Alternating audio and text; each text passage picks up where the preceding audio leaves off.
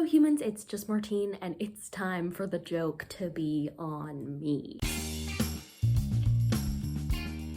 Joke's on Me is one of my favorite TBR games. It's created by my bestie, Bailey from Is Bailey Reading, and this month I'm gonna be playing the game. So without further ado, let's jump into my first set of card flips. It is Bailey's tradition to have a different game piece for every episode, so we're going to be using a green paper clip for this one. The first card flip is a 5. There's no special rules for that, so we just move 5. 1, 2, 3, 4, 5. First on YouTube. Another 5. 1, 2, 3, 4, 5. Random letter. And a jack, so unhaul a book. So for this first episode, it looks like I'll be reading 2 prompted books, unhauling 1 book, and then reading a my choice book. My 2 prompts for reading books are First on YouTube and Random Letter. This is what happened when I went to look for First on YouTube. Okay, I just opened YouTube, and this is the first bookish video that comes up. It's Amy's TBR game, and I guess we'll see which book comes up as the first book that I do have access to. Okay, I just checked, and although my library does have this, I'd have to put a hold on it. I'm not able to do that for this, so I guess we continue. I don't think I have access to that. Let me check. Nope. Because I've been The Laughing Corpse by Laurel K. Hamilton. Okay. So I guess I'm starting this series because my library does have guilty pleasures, so that's random. Yay! So for reference, The Laughing Corpse is the second book in a series. I'm not going to read the second book, I'm just going to read the first one. So it looks like I'll be reading Guilty Pleasures, which I had previously had not a single bit of interest in, but that's the wild part of this game and life in general for me. So Guilty Pleasures it is. And then for Random Letter, I got F, which is perfect because someday soon my hold for Fractal Noise should be coming in, so I'll read that. And then before I unhaul this book, I actually have to read it. Technically, I'm not unhauling it, I'm returning it to its rightful owner. A friend lent me this book last year. I haven't seen the friend since, and I basically told myself I was going to read the book right before I next saw the friend so that it would be fresh for me to talk to the friend about it. And that's You Deserve Each Other. So I'm actually going to be reading this book in this vlog and then subsequently unhauling it. And my choice book, I have no idea what it is, so I guess we'll find out when I read it. Let's get to reading. Last night I finished reading Guilty Pleasures and I'm giving it 2 stars. Listen, I already knew I wasn't going to like this book, but it was kind of out of my control. It was first on YouTube that I had access to, so here we are. To Amy's credit, she never says this is a good series, just that it's one that's nostalgic for her and very fun for her, and I can see why that is the case. It just did not work for me. In this one, we're following Anita Blake. She's called an animator, but like she's basically a necromancer. Like she helps create zombies. And so I was like, oh, cool. But then that's not the point of the story at all. Instead, she's helping the police and she's consulting for this case where vampires are getting murdered. And so she like goes and investigates that. And to be honest, I had so much trouble following what was happening. The pacing was really weird to me.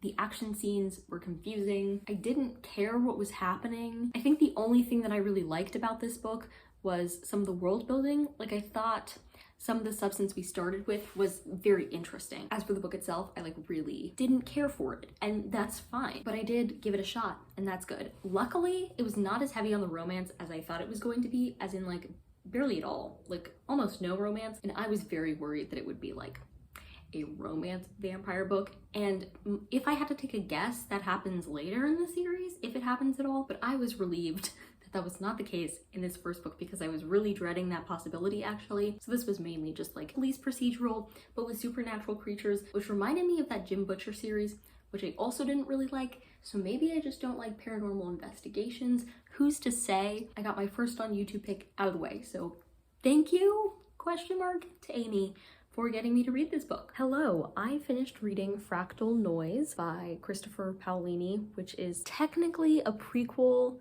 for To Sleep in a Sea of Stars, but is actually pretty unrelated. Like they're just 2 books in the same universe. And I'm giving it 4 stars. Again, this was for Random Letter, which got me F, so fractal noise it is. This one was so interesting. We definitely don't get not even a lot of answers. We maybe get almost no answers, but in this case, I found that really intriguing. And like, I'm just sitting here, like I just finished the book and I'm sitting here thinking about it and I don't know what to think, but in kind of a good way, which is probably why it's 4 stars. Also because one thing that I love my sci-fi to have is like philosophical and theological discussions, and this one definitely had that, so I appreciated it. In this one, we're following Alex, and he's a xenobiologist on this ship, and one day they're above this planet and they notice that there's this giant hole on the planet that's just emitting a sound, and so Alex and a few others go down to the planet to try and see what that hole is and what it's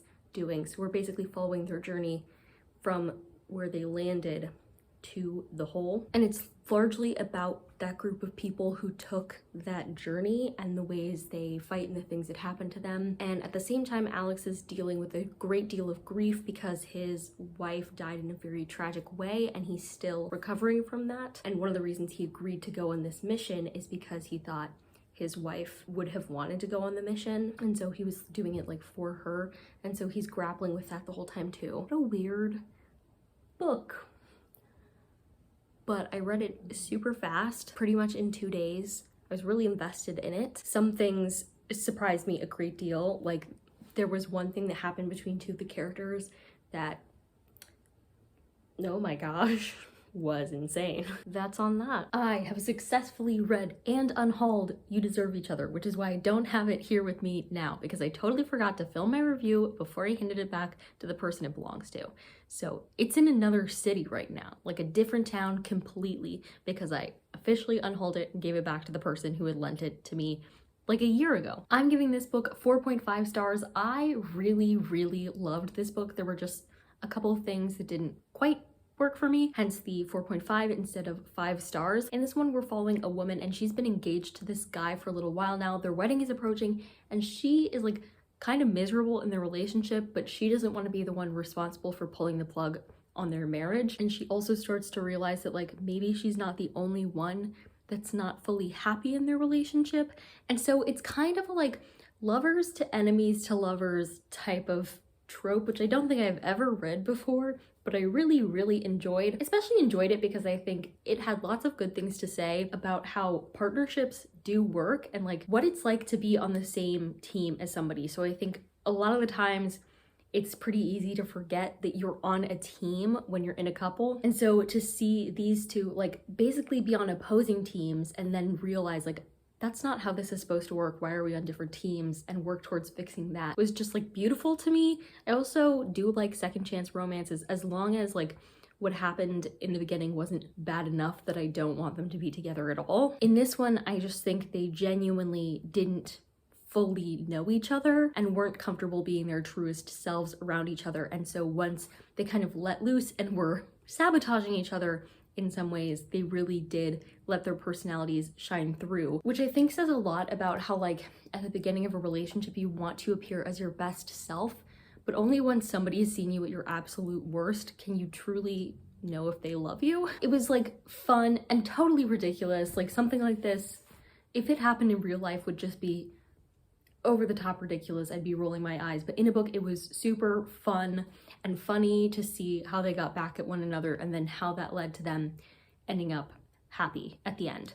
So really loved that, and it means I successfully unhauled a book. My choice book for this episode ended up being The Learning Curve by Mandy Berman, which I had like started on one of the last days of October and then used this as an excuse to finish. So it is a Dollar Tree book and I'm giving this 4 stars. It's a contemporary story that follows 3 different women. One is a wife and mother, and then 2 are undergrads in college. And the wife and mother is married to this professor, Oliver Ash, who kind of got in trouble at his last school and is now teaching at this other school for a year just as like a visiting professor. And then the 2 undergrads that we're following are at the college when Oliver Ash comes to be a visiting professor. And so we're following all 3 of them and how their lives intersect with the life of Oliver Ash, but also how their lives are totally separate from his. I was worried when I picked up this book that there would be some weird things that happened in here. And as much as there were a couple weird things that happened, like both of the undergrads were kind of obsessed with this professor, it didn't get weird in the way that I was really scared that it would. It was just a really interesting look at these people, definitely more of a character study as opposed to like a romance book, so I'm happy about that. The only reason it's not a 5-star, I guess, is like, how do I say this? Like, not much happened in here. We do have lots of important discussions about different things, like about being fulfilled in your work and being successful and dealing with grief and how we all handle things differently. But like, the plot was not the main focus of this, which is totally fine. But just sometimes I wished for a little more. Like, I reached the end and I was like, is something gonna happen? And then something did happen, but it was like maybe not as influential for the characters as I thought it was going to be. Regardless, this was like a fun and interesting time, and I'm glad I used it for my choice. I have officially finished all of the books for this episode.